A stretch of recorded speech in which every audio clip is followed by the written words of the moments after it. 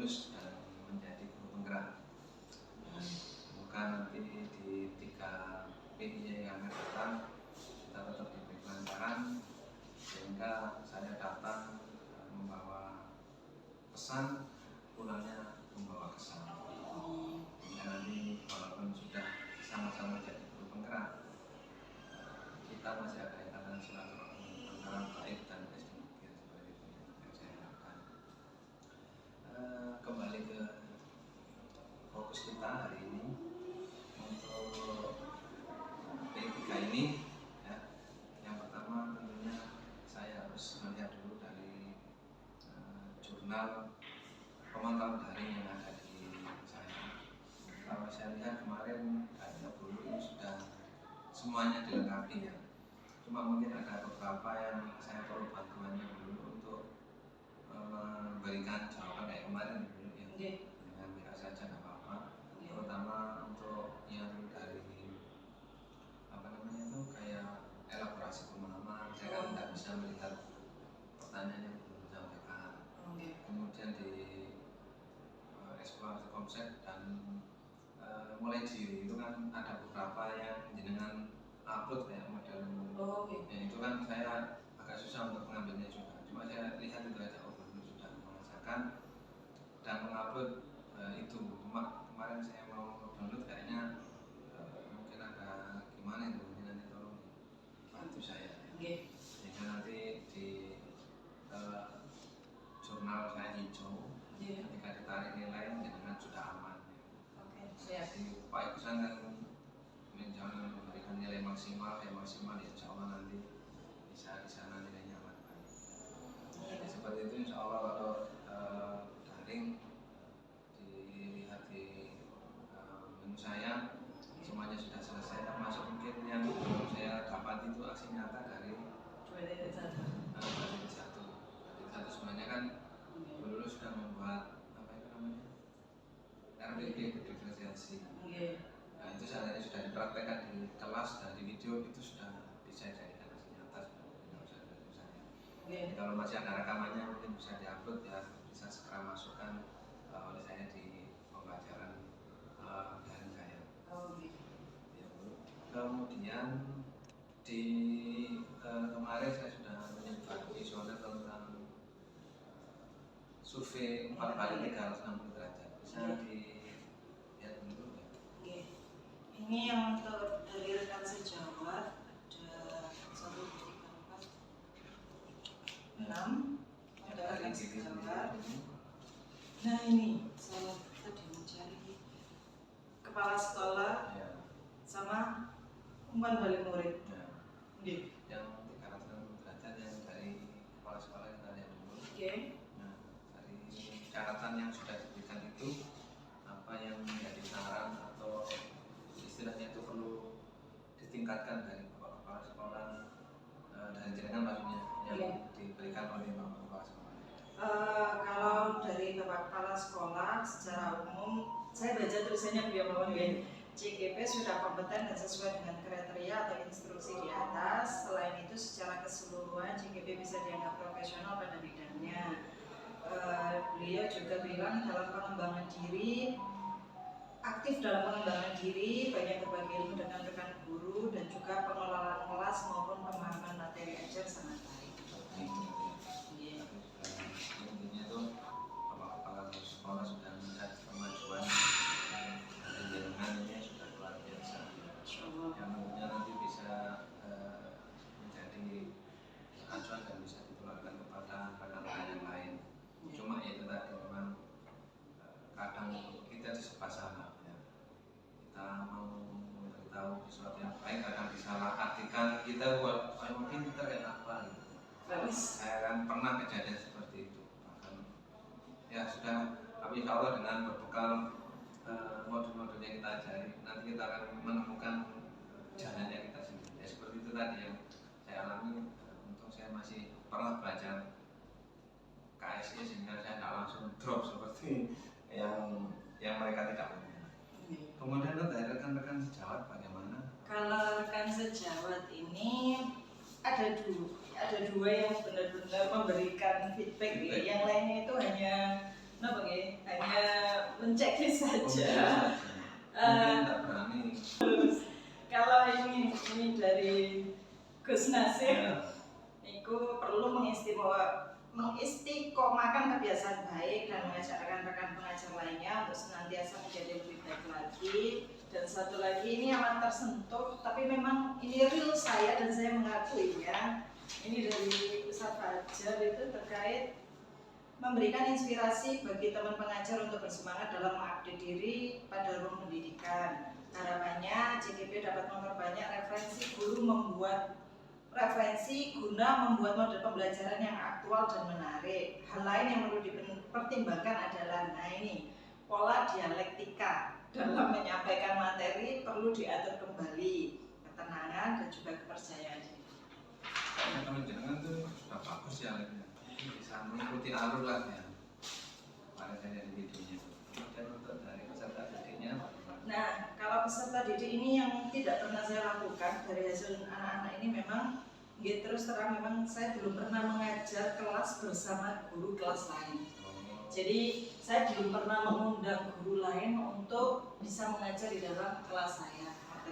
Terus sama yang kedua, mengajak belajar bersama teman-teman dari kelas atau sekolah lain. Caranya, kalau yang sudah baik menurut anak-anak, yang paling istilahnya banyak mendapatkan respon itu.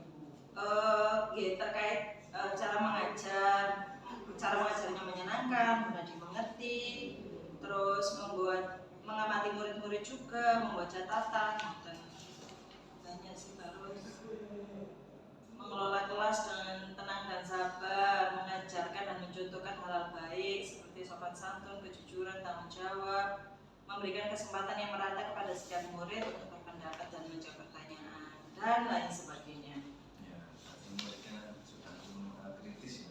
Sudah, walaupun kadang-kadang kalau anak SMK itu sudah berani hanya memberikan sesuatu pendapat yang kalau anak SD kan masih ada keterkaitannya.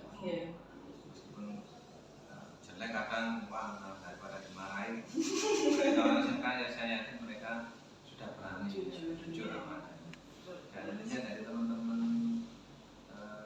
siswanya itu rata-rata sudah memberikan nilai yang baik ya. Cuma tadi untuk mengajar kelas lain.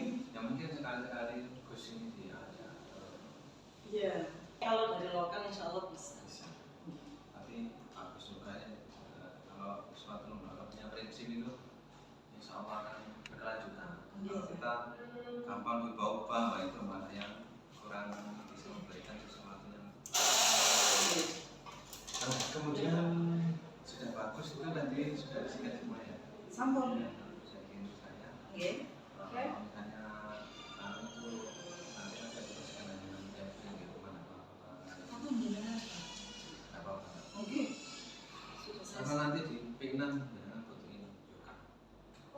Yang ada saya suruh kan nanti. Atau saya print nanti bisa saya bawa. Yang penting sekali ada. Kita di P6 sudah dikenakan ya perkembangan hari ini. Nanti ngisi lagi.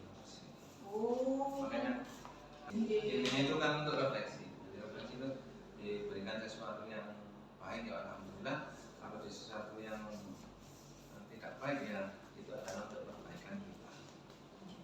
Kemudian untuk rencana pembelajaran yaitu sosio-emosional yang kembali kita pelajari.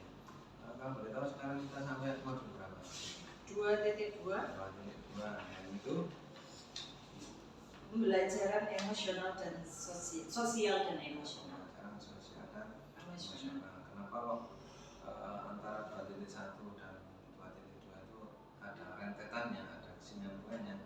Karena nantinya itu kita harus bisa membuat modul ajar yang ada diferensiasinya, tapi juga nanti terkoneksi dengan pendidikan sosial emosional dan budaya positif yang sudah dulu terapkan kemarin. Memang benar apa yang dikatakan Pak Isan itu bahwa luar biasa memang modul-modul dari yang kita pelajari di Bulungan itu semuanya nanti nyambung. Nanti kemarinnya jadi satu yaitu di filosofi diajar yang menjadikan kita itu menuntut siswa untuk belajar. Jadi di pendidikan sosial emosional tadi kemarin sudah sempat kita bahas belum ya? Yeah. Kemudian untuk dari responden dari kepala sekolah tadi, Yeah. dari siswa dan juga dari teman-teman Bu Lulu, Yeah. rencananya Bu Lulu nantinya untuk semakin mengasah kompetensi. Jadi kan ada beberapa yang dinilai seperti itu. Nah, rencananya Bu Lulu untuk mengasah kompetensinya agar lebih meningkat lagi apa? Yeah. Yang pasti pertama mengikuti pelatihan dan workshop, yeah. Terus yang kedua lebih banyak berkolaborasi dengan teman sejawat. Terus habis itu game terkait memperdalam ilmu dan memahaminya lebih lanjut. Cuma masalahnya sekarang itu kan Okay. kalau webinar atau apa itu banyak bisa, tapi kalau pesertanya itu apa ya, asal datang absen hilang. Nah itu artinya kan ya mau perdalam gimana ya, sertifikatnya dapat tapi ilmunya nggak ada. Okay. Ya, itulah balik lagi ke niat masing-masing. Semoga kita sebagai guru penggerak menyadari. Amin. Kemudian nantinya kira-kira yang akan untuk libatkan untuk meningkatkan kompetensi yang tadi guru rencanakan itu siapa saja? Yang pasti pertama ke kepala sekolah dulu, baru rekan sejawat, dan juga ingin juga mengimbaskan ke santri-santri apa yang kita dapat dalam penerapan di kelasnya. Dan beberapa teman-teman yang mungkin memang membutuhkan kayak kemarin di SMA minta bantuan untuk isi apa mungkin seperti itu. Karena satu yayasan, jadi saling membaur. Terus kalau bisa nanti menjadi sesuatu yang lebih dari yang lain sehingga jadi nama Pak itu akan semakin dikenal. Apalagi kita kan sudah mempunyai ikon yang luar biasa Pak ini ya. Walaupun memang yang saya dengar itu yang pertama itu kalau sekolah ke baik ya harus siap dengan biaya. Kalau kesini itu harus siap dengan tadi. Jadi nanti kalau siap itu nantinya juga harus siap dengan prestasi ya. Kemudian dari poin yang kemarin Bu ceritakan tentang pembelajaran sosial emosional, apakah Bu sudah merencanakan di kelasnya untuk pembelajaran sosial emosional nantinya? Sudah ada rencana.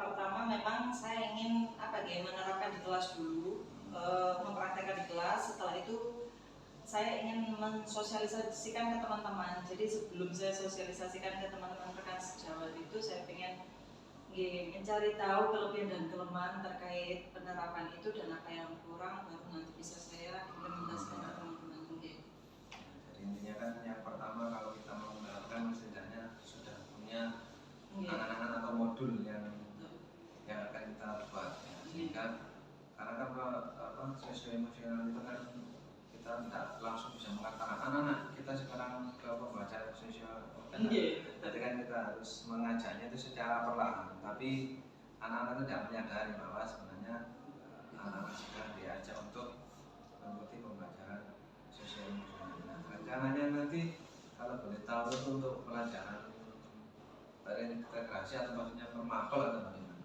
Nah, rencana saya memang itu boleh enggak kalau semua saya pakainya itu diintegrasi ke mapel, tapi memang ada part kayak semua di pembukaan itu ada part yang eksplisit gitu. Jadi saya meminta anak-anak untuk semua contoh apa gitu kayak nggak tahu itu masuk eksplisit atau integrasi gitu.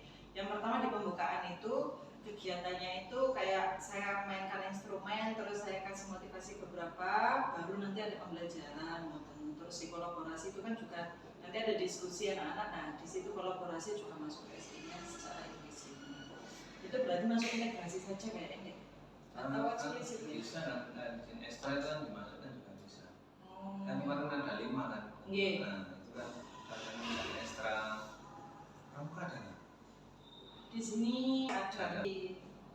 Pokoknya ekstra itu kan bisa dipakai untuk sosial emosional tadi. Oh, gini. Intinya sosial emosional itu kan pembelajaran untuk melatih anak dengan 5 aktivitas kemarin. Mulai untuk disiplin diri, kemudian kemampuan untuk kolaborasi, ya, kesadaran kesadaran diri, diri. relasi. Jadi di situ, jadi bukan cuma dalam eksplisit ke satu makro saja. Jadi bisa ke ekstra, bisa ke kegiatan yang lain. Jadi kita bisa sisipkan yang namanya sosial emosional tadi. Kemudian harapan yang ingin dicapai ini dulu untuk pembelajaran sosial emosional ini. Harapan saya ingin melihat perkembangan positif terkait siswa-siswa dalam aspek sosial emosional, dan juga tidak hanya berkembang positif dari segi karakter, tetapi juga menjadi siswa yang baik di akademik. Jadi kedua hal, baik emosionalnya, sisi emosionalnya maupun akademisnya. Tentunya kan dunia emosional ini kan selain bisa diterapkan dengan siswa, kita juga kalau punya ini kalau bisa membawa ketenangan juga. Jadi menghadapi anak, kan kadang kita seperti yang di kasus cerita Rupal kemarin, ketika ada anak yang kok malah mulai menyendiri, ada temperamen, itu kan bisa kita atasi dengan sosio emosional tadi, dengan pendekatan.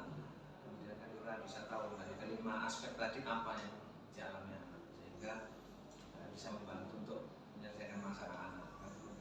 Jadi intinya dari harapan guru tadi bisa membawa dampak keseluruhan, bukan hanya untuk siswa saja. Jadi untuk rekan juga perlu kita laksanakan dengan adanya PSI itu tadi. Ya, mungkin nanti sambil dihafalkan teman-teman diajak diskusi. Kalau dulu di orang-orang guru SPG dulu, itu kan mereka bangga dengan namanya psikologi. Apakah yang pernah dulu sampai berapa tahun diajarin psikologi, cara mendidik anak. Iya, memang belum ada dulu. Nah sekarang sebenarnya di PSI ini yang psikologi anak. Nah, kita bisa tahu dengan penerapan PSI itu psikologi anak bagaimana. Jadi kalau selama ini kan kebanyakan kan kita ngajar langsung doa, kita tidak lihat kondisi anak. Makanya kan nantinya di PSI itu kan kita dilatih dengan stop. Nah itu kan sebenarnya untuk membuat anak itu tenang dulu. Kayak saya tadi dengan perangkat tak enak, saya tenang dulu lah, jangan apa. Kalau saya tidak tenang, saya mungkin tidak bisa menyampaikan atau berbicara seperti ini, karena yang saya rasakan hanyalah kegalauan tadi. Ya. Kemudian di Lokakarya 2 kemarin, masih ingat ya Lokakarya kemarin, itu kita melaksanakan Bakja. Kita dulu sudah menerapkan metode Bakja untuk merencanakan perubahan pada guru, terutama dalam pembelajaran. Saya sudah menerapkan metode Bakja untuk merencanakan perubahan diri memang. Terus, tapi itu untuk terkait hasilnya masih proses. Ya, masih belum tampak hasilnya bagaimana. Cuman kesungguhan dan komitmen untuk terus belajar dan beradaptasi itu insya Allah masih ada, dan saya optimis insya Allah akan sesuai dengan visi yang saya menjadi salah satu inovasi di akhir pembelajaran, di akhir program. Ketika dulu nanti di Loka 7 itu kan sudah menghasilkan program. Nah kita kan sudah dilatih mulai sekarang buat Bakja. Bakja itu dulu sudah punya prakarsa perubahannya, itu nanti akan diwujudkan di modul 3.3 atau di Loka 7. Jadi itu harus diingat. Jadi meskipun nanti dulu entah itu membuat pembelajaran berresidensi, ber-KSC, tetap harus berpedoman dengan KSC tadi, dengan Bakja tadi, dengan prakarsa perubahan, karena nanti biar ada kesesuaian antara program yang direncanakan dengan output atau hasil yang di Loka 7 tadi. Kalau sudah punya angan-angan atau punya setidaknya kayak inovasinya itu makanya nanti ketika membuat RPP berpresidensi KSI itu coba nanti cari babnya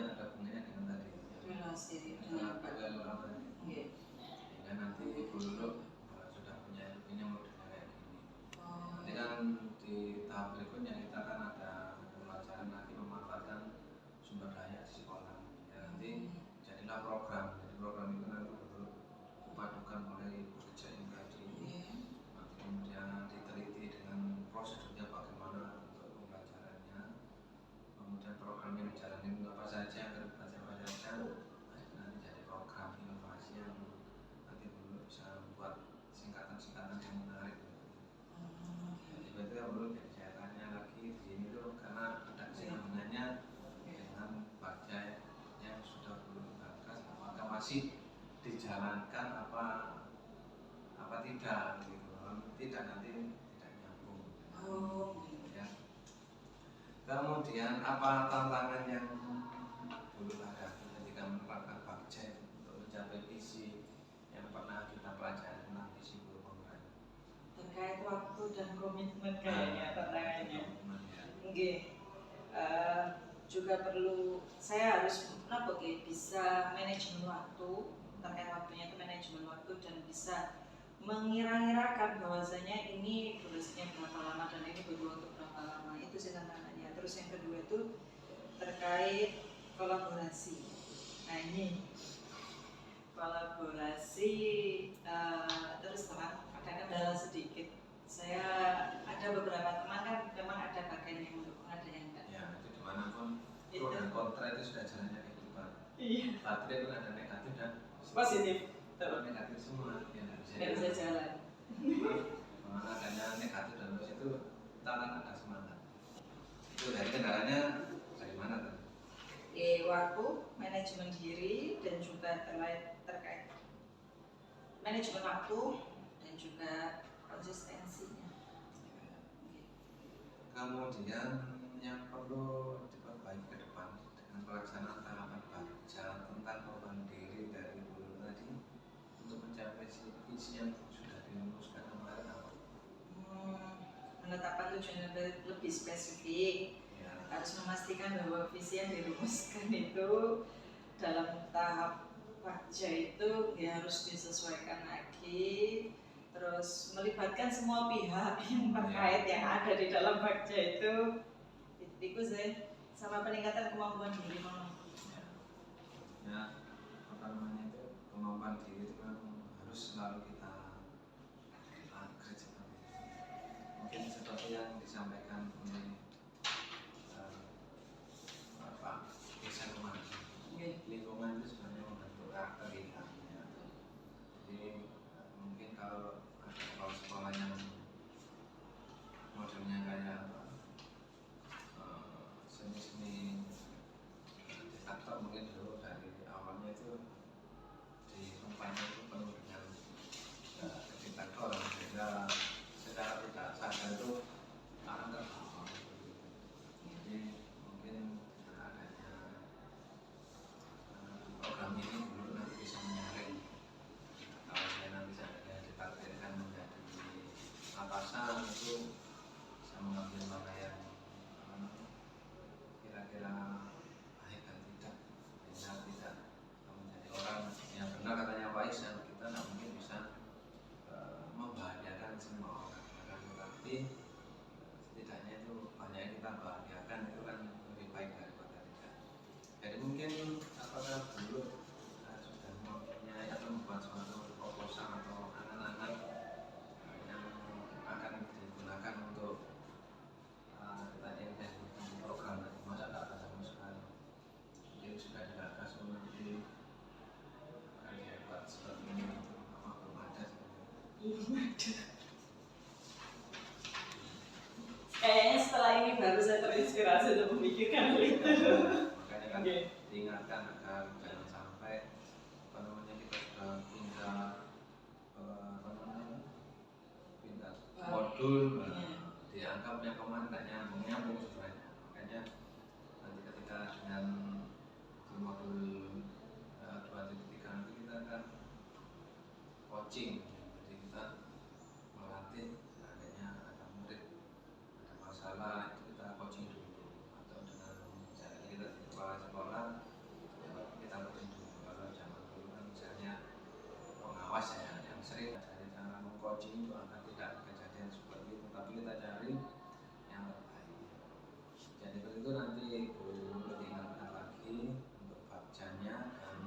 visinya jangan sampai terlupakan, karena ini sebelum menjadi sebuah produk inovasi dulu nanti beda nanti kalau lucu nanti.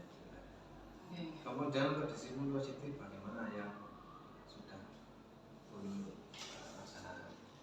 Untuk disiplin positif kemarin sudah, tapi memang untuk mengarahkan ke teman-teman terkait apa namanya itu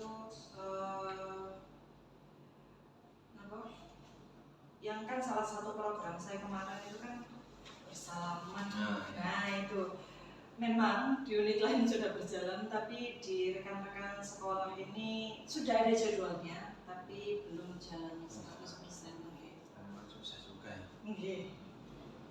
Kenapa kita tanyakan tentang disiplin positif, dan nanti kan ada keterkaitannya. Biasanya kita di modul ajar itu kita mengajak peserta didik untuk mengingat Ya kan itu ada masuk di Iya. kemudian nah itu dan intinya ada kesinambungan. Makanya tadi saya bilang di modul-modulnya semuanya menyatu. Jadi seandainya mengatakan kayak kalau orang-orang biasa kan yang pelajaran umum kan kalau habis semester 1 ada nyambung gitu. Kalau ini enggak, nanti sampai akhir itu akan selalu ada keterkaitan.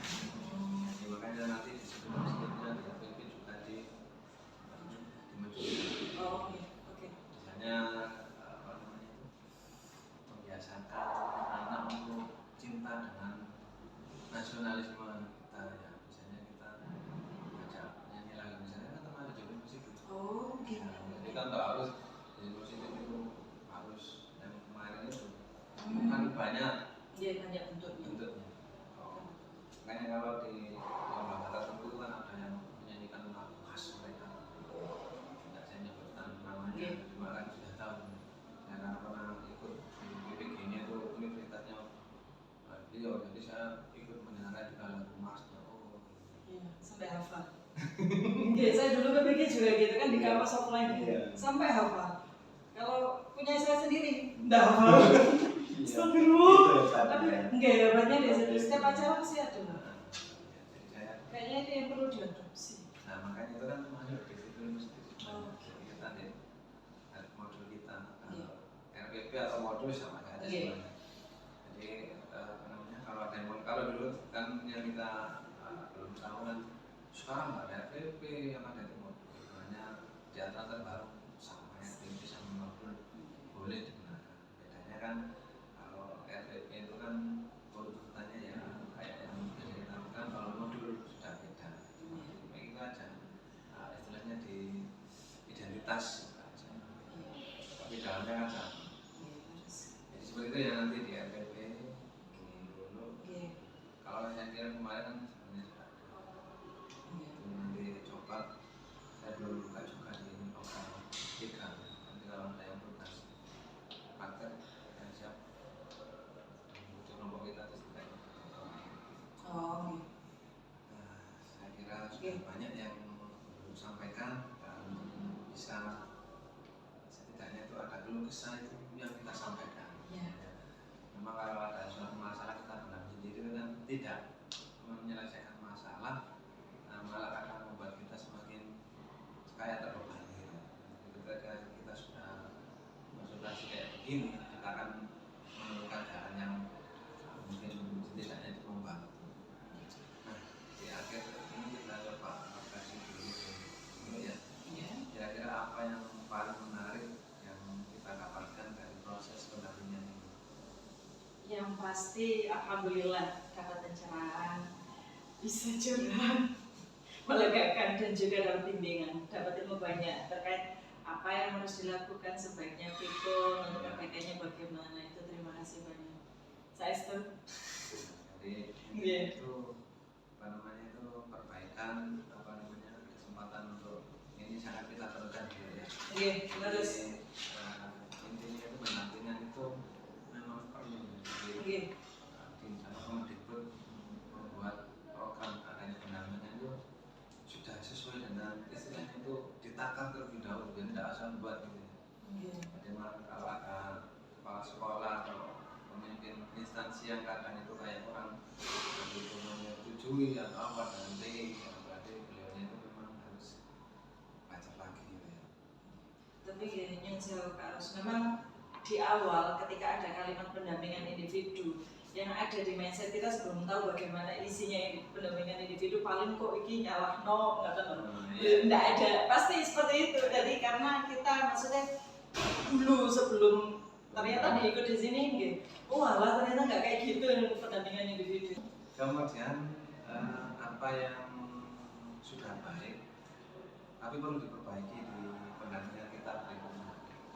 Kayaknya kalau yang sudah baik itu tadi saya bisa ya dengan sudah memberikan bimbingan dan juga memberikan masukan apa yang perlu dipersiapkan dan bagaimananya rencana kedepannya sudah. Tapi kalau yang perlu diperbaiki kayaknya sudah tidak ada.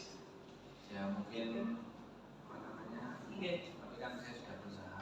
Okay. Jadi kalau ini saya harapkan jangan sudah full dengan di kelas. Betul. Karena itu saya itu berusaha. Okay. Saya malah lebih senang kalau sekolah karena 12 jam 12 lah terus sama-sama enaknya.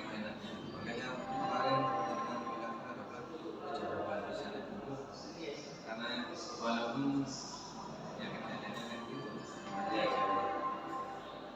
dulu terima kasih sudah berbagi tentang masalah hasil yang sudah kita dapatkan.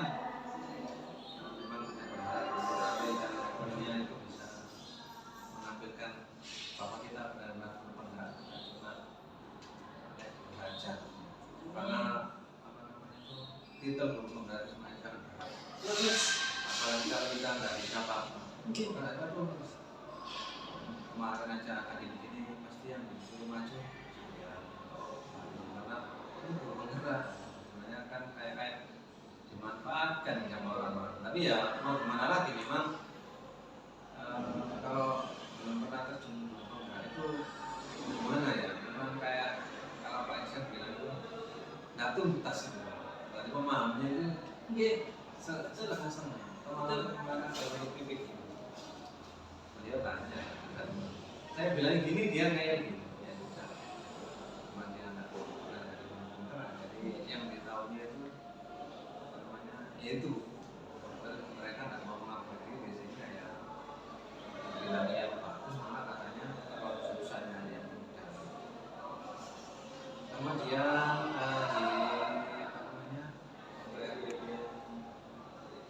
untuk P4 gitu ya minimal contohnya yang saya kemarin. Oh, oke. Kemudian nanti kalau sampai kita komunikasi lah Oke, jalan oke, siap. Oke, oke, terus. bukan ini sudah habis dan